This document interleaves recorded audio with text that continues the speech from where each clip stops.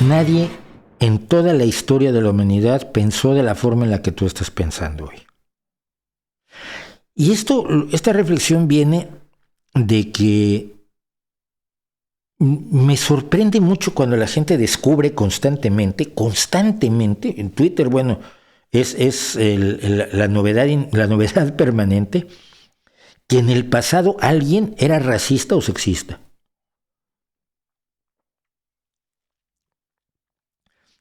Gente que descubre y denuncia furibunda, descubriendo el hilo negro del Mediterráneo y el agua tibia al mismo tiempo, que algunas mujeres que tenían logros en el pasado no se les reconocían, o bien no se les permitía estudiar, no se les permitía ser dirigentes de empresas, no se les permitía un montón de cosas. ¿Cómo puede ser eso? Y además antes había personas que eran racistas. Es que, en serio. Y al mismo tiempo crean otra serie de fantasías. Por ejemplo, que los indígenas en el pasado cuidaban el orden ecológico porque conocían las interrelaciones de los distintos elementos que conforman un sistema y un equilibrio ecológico. No, tampoco. Miren, en el pasado todos eran racistas. Todos. Y si tú hubieras vivido en el pasado, lo más probable es que hubieras sido racista. En el pasado, todos eran sexistas y todos estaban de acuerdo, hombres y mujeres, estaban de acuerdo en que la mujer era inferior al hombre, y que la mujer no podía hacer ciertas cosas que el hombre sí podía hacer, y que además había un orden natural mediante el cual el hombre estaba destinado a hacer ciertas cosas, la mujer estaba destinada a hacer ciertas otras cosas, y así se mantenía una sana división del trabajo y todo funcionaba maravillosamente bien. Y esto lo creían todos con muy pocas excepciones. Las primeras voces que salen defendiendo la igualdad de la mujer en el mundo occidental son las voces de Godwin, de Thomas Godwin y de su familia, de Mary Shelley, Mary Shelley, la creadora de Frankenstein, pero antes de ella su madre, Mary Godwin. La primera vez que la gente piensa cosas como las que tú estás pensando hoy está muy cerca en la historia. La primera persona que cuestionó en serio la pena de muerte fue Cesare Beccaria. Pero antes de Cesare Beccaria, en general, salvo quizás algún loco por allí, nadie pensaba que la pena de muerte fuera incorrecta. Era magnífica, es preciosa, es una forma de hacer justicia.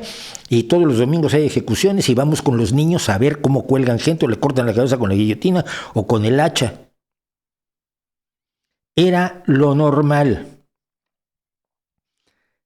Sobre el bienestar de los animales, sobre el respeto a las minorías étnicas, sobre el respeto a las minorías sexuales, sobre el respeto a la mujer, que no es una minoría, por supuesto, es una mayoría en el mundo, sobre el respeto al medio ambiente, sobre el cuidado del mar, sobre la buena alimentación, sobre los peligros de la contaminación ambiental, etcétera, etcétera.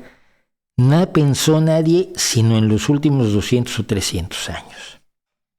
Y como lo pensamos hoy globalmente en general como una serie de elementos que conforman las bases para una sociedad más sana, más libre, más feliz, es un invento de los últimos 30, 40 años.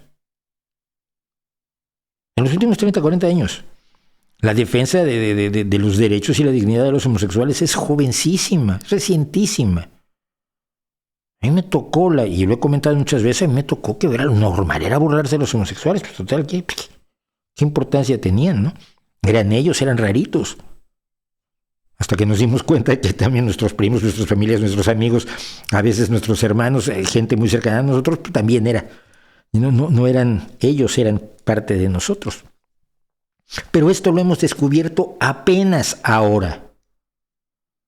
Entonces, cuando miras al pasado y crees que en el pasado había pacifistas, ecologistas, feministas, antirracistas como tú, y que la excepción son aquellos que hoy descubres que ponían obstáculos a las mujeres o a las personas de determinadas etnias, lo que revelas es que no te enseñaron absolutamente nada de historia.